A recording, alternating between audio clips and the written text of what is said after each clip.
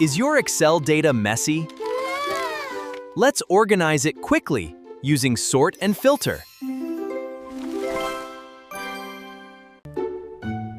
Here we have an employee data table with names, departments, salaries, and joining dates.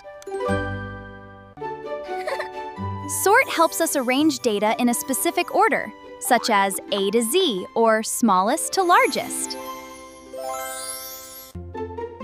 Click the Salary drop-down and select Sort Smallest to Largest. We can also arrange employee names alphabetically from A to Z.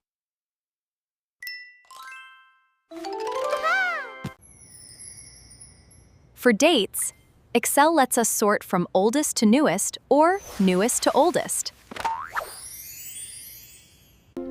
Now select any cell in the table. Go to the Data tab and click Filter. If we only want to see IT employees, open the Department filter and select IT. We can also filter by numbers. Here, we'll show only employees earning more than $40,000. That's how Sort and Filter help you manage Excel data faster.